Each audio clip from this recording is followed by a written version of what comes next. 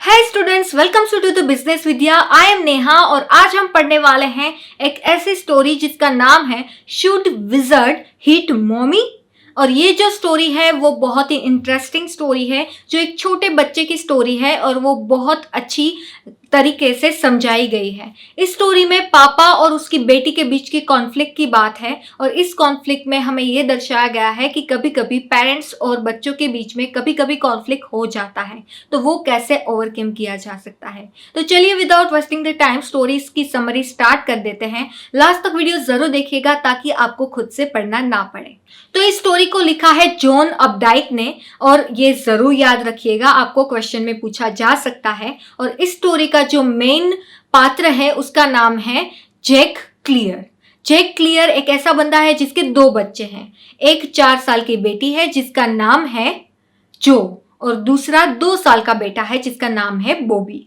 Jack जो है वो रोजाना अपनी 4 साल की बेटी जो को कहानियां सुनाते हैं। कहानियां इतनी ज्यादा सुना चुके हैं वो इतने साल में कि अब उसके पास कहानियां खत्म हो गई हैं। इतनी ज्यादा कहानी में रोजाना उसकी कहानी में एक जो पात्र है वो कॉमन रहता है, उसका नाम होता है रोजर।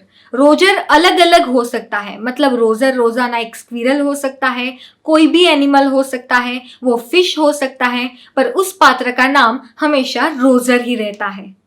तो आज फिर से जैक जो है वो अपनी बेटी जो को कहानी सुनाने बैठते हैं और आज फिर से रोजर के पात्र में है एक स्कंक।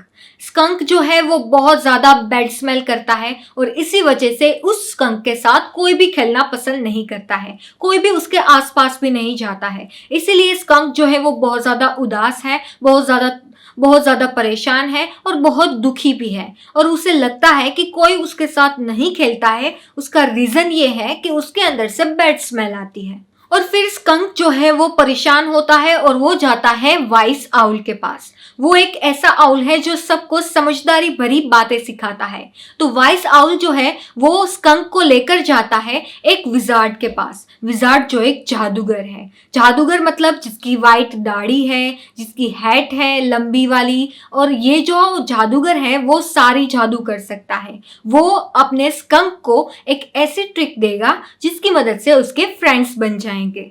अब जब वो विजार्ड के पास जाता है तो अपना स्कंक जो है वो अपनी परेशानियां सुनाने लगता है। वो कहता है कि मेरे साथ कोई खेलता नहीं है, मुझसे कोई बातें नहीं करता, कोई मेरा फ्रेंड नहीं बनता क्योंकि मुझसे बैड स्मेल आती है, तो आप मेरी प्रॉब्लम का सॉल्यूशन कीजिए। तब विजार्ड कहता है कि मैं तुम्हारे प्रॉब्लम का सॉल्यूशन कर सकता हूँ, पर आपको मुझे 7 पेनीज देनी होंगी।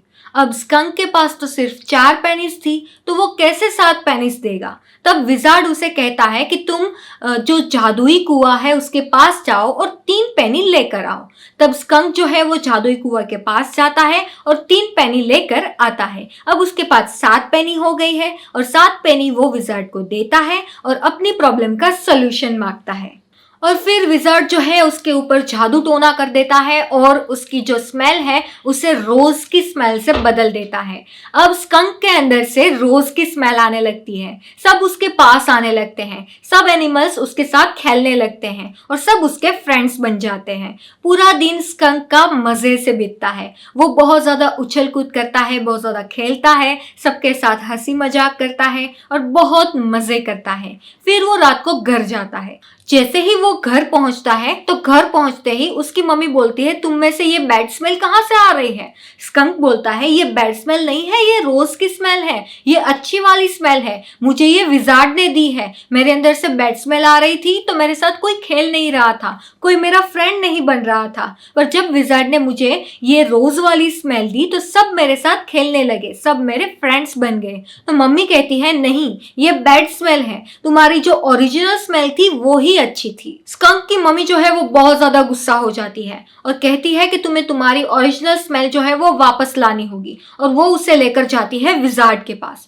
विजार्ड के पास जाते ही कहती है कि तुमने मेरे बच्चे के साथ क्या कर दिया, उसकी स्मेल बदल दी। अब वो विजार्ड को हेड के ऊपर एक अम्ब्रेला मार देती है और कहती है कि फटाफट से मेरे बच्चे की ओरिजिनल स्मेल वापस करो। विजार्ड जो है वो उस बच्चे की ओरिजिनल स्मेल वापस कर देता है। अब फिर से स्कंक की ओरिजिनल स्मेल जो बहुत ज्यादा बुरी थी, जिसकी वजह से कोई उसके साथ नहीं खेलता था, वो वापस आ जाती है।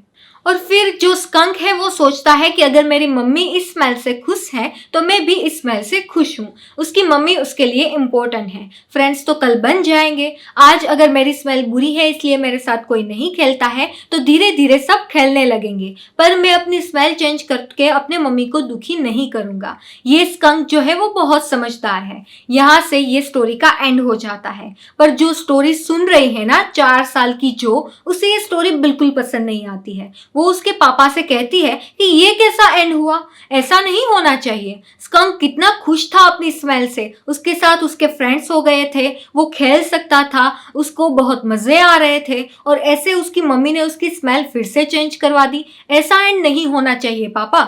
वो अपने पापा से कहती है कि पापा अगले दिन जब आप मुझे स्टोरी सुनाए तो स्कंक की जो स्मेल है उसे एज इट इज रखिए और उसकी मम्मी को अम्ब्रेला मरवाइए। वो विजार्ड जो है वो उसकी मम्मी को अम्ब्रेला मारेगा और स्कंक की जो स्मेल है उसे चेंज नहीं करेगा। आप ऐसा वाला एंड दीजिएगा। तो उसके पापा कहते हैं कि बेटा ऐसा नहीं होता है। माँ बाप जो है वो अपने बच्चों के बारे में कुछ सोचते हैं पर वो अच्छा ही सोचते हैं, और हमेशा हम ये सोचते हैं कि हमें फ्रीडम नहीं दी जाती है। बच्चे जो हैं वो ऐसा सोचते हैं कि वो ऐसा नहीं होना चाहिए, उसे जो करना है वो नहीं कर दिया जाता है, पर एक्चुअल में माँ बाप जो है वो अपने बच्चे के भले के लिए ही सोच रहे होते हैं। तो स्टोरी का ये एंड जो है वो पापा और बेटी के बीच में कॉन्फ्लिक्ट हो जाता है कि जो एंड जो है वो ठीक नहीं सेट किया हुआ है, पर पापा ने ये जो है वो अपने फ्रिक्शन से सेट किया होता है। पापा ने अपनी खुद की ही स्टोरी बनाई होती है और वो कहते हैं कि ये जो एंड है वो बराबर ही है। तो यहाँ पे जो स्टोरी का एंड हो जाता है और इस समरी का भी एंड हो जाता है।